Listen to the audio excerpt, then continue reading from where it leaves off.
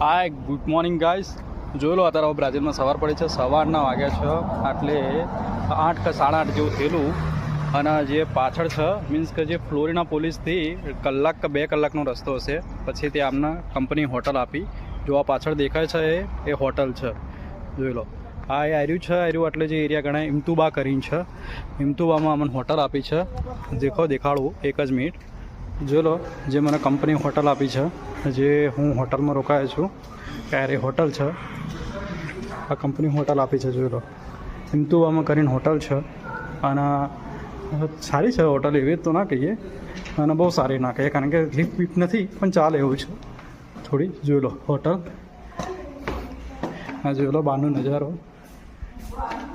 જોઈ લો આ રીતે હોટલ છે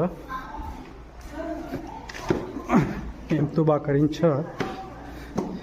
જોઈ લો અમારે 314 રૂમ નંબર છે.